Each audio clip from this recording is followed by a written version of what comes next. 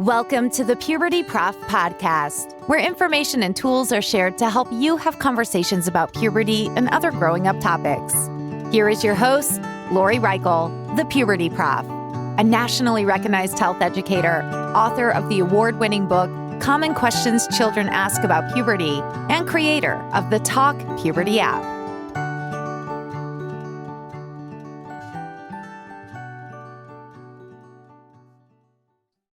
Hi, welcome to the Puberty Prof podcast. I'm your host, Dr. Lori Reichel, the Puberty Prof.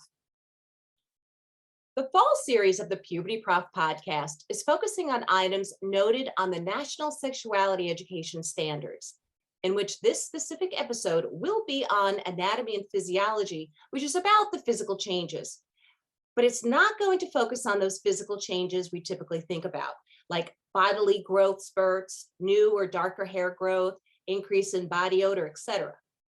Instead, this episode is focusing on the neurology or brain changes that goes on and the need to provide positive coping skills for preteens. To help better explain these brain changes and how to best support the young people in our lives, I invited Dr. Gina Simmons Schneider. Dr. Gina Simmons Schneider is a licensed psychotherapist, award-winning blogger, certified coach, and corporate trainer. And she serves as co-director of Schneider Counseling and Corporate Solutions. She's also the author of Frazzle Brain, Break Free from Anxiety, Anger, and Stress using advanced discoveries in neuropsychology. And I'm so excited to have her be here. Thank you so much, Gina, for being here. I love the brain, so I appreciate you being here today. Thank you. Thank you so much. I think we're all happy that we have a brain. Yes. It's an essential part of a human body. But thank you so much for inviting me. Well, thank you again for being here. And do you mind telling us a little bit about your background?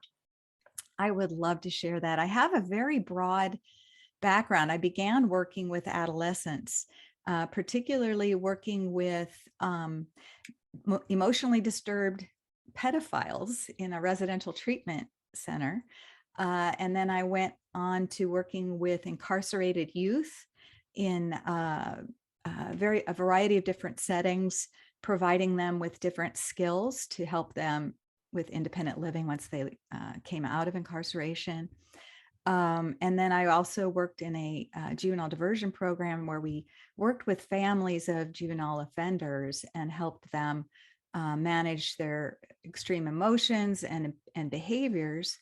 And then I went into private practice and started doing that. I also worked for a while for the San Diego Probation Department as an assistant deputy probation officer. So I've had a big, broad window into the extremes of adolescent behavior and how that impacts families and how families can better help those young people who are going through tough situations.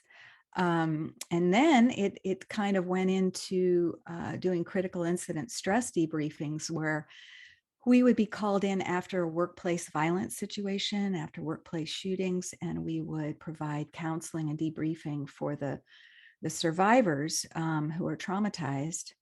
And we did that for a while and started providing workplace violence prevention trainings in corporations. We did some work for the FBI on helping them with anger management and conflict management within the FBI, and then broadened to other corporations, Fortune 500 corporations. So then I had a teen anger management program. So we would teach parents and teens how to deal with some of these bad tempers, and then continued our coaching and executive coaching. But we really decided to emphasize prevention as opposed to going in after the fact after somebody's done something really bad. And it's much more satisfying to feel like we are preventing extreme behavior rather than trying to clean up what's happened afterwards. Thank you for explaining your background and for doing what you do. I don't know if you know that my background is working in schools, K through 12, as a health educator, and I got into the field to teach prevention skills and to prevent as much as possible. And then upon noting something unhealthy was going on, to support an intervention by reaching out to the school social worker, psychologist, guidance counselors. So I truly appreciate what you do. And when you first started to explain your background, you right away said you worked with people who participated in pedophilia and then in a youth setting, a juvenile setting. And I can only Mhm. imagine what that was like for you. Yeah, it was really interesting because, you know, you're working with emotionally disturbed youth. They were all pretty disturbed. But these are teenagers, you know, 13, 14, 15, 16, who are already engaged in pedophilia. You know, they are molesting younger siblings or molesting random children in restrooms and things like that. So they needed to be in a facility to really be kind of reoriented and resocialized.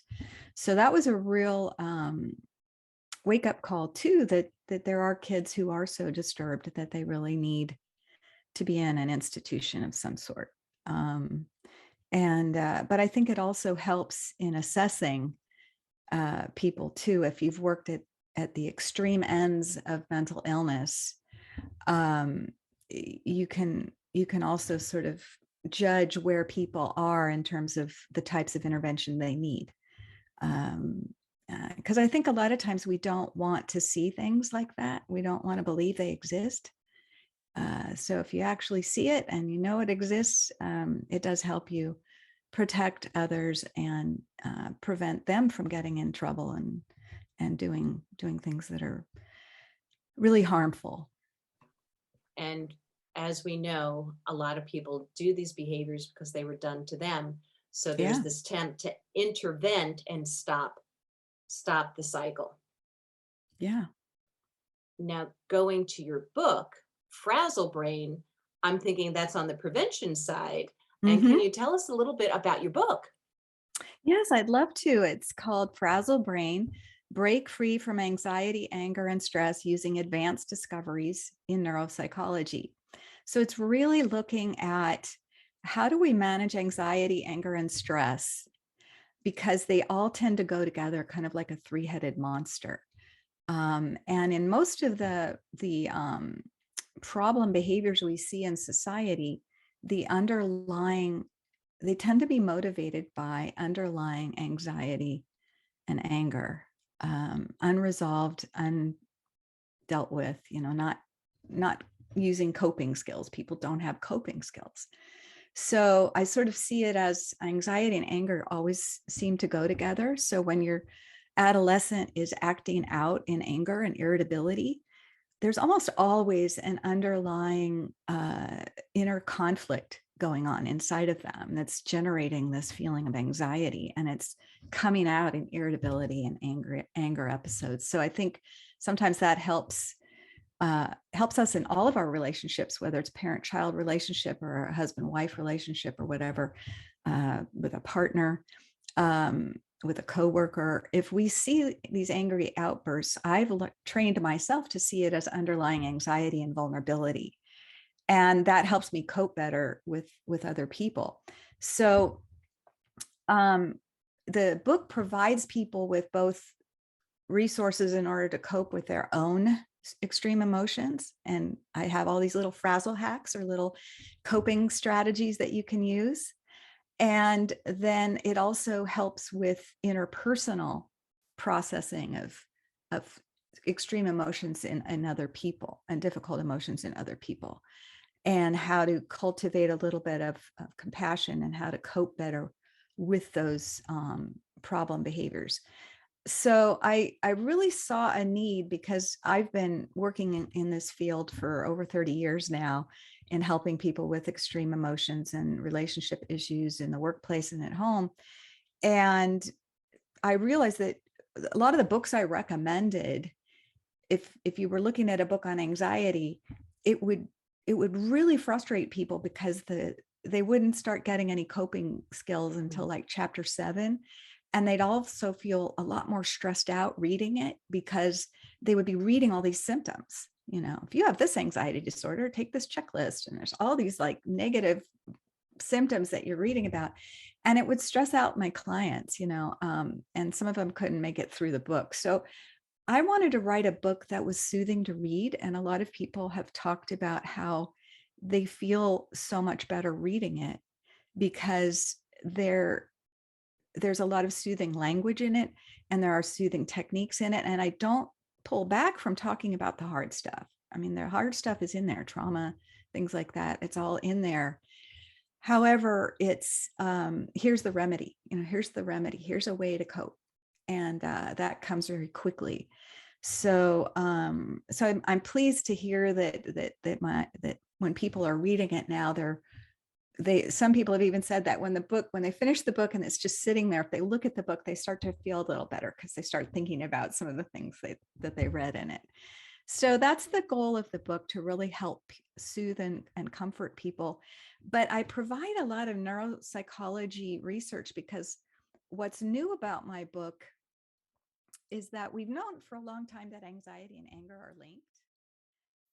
To hear more on this topic, listen to the full episode on your favorite podcast platform. And remember to check out the Talk Puberty app. Thanks for listening to this part of this episode, and have a happy and healthy day. Thank you for listening to the Puberty Prof podcast, where information and tools are shared to help you have conversations about puberty and other growing up topics. Did you enjoy this episode? Please like, share, and subscribe wherever you listen to podcasts. You can also follow the Puberty Prof on Twitter or Instagram. The Puberty Prof, Lori Reichel, wants to hear from you. Go to pubertyprof.com or click on the link in this episode's description. There you can find more information, as well as ask questions to be answered by the Puberty Prof in a future episode. That's pubertyprof.com. Also, remember to check out the Talk Puberty app and the book, Common Questions Children Ask About Puberty. Until next time, this is the Puberty Prof podcast, where information and tools are shared to help you have conversations about puberty and other growing up topics.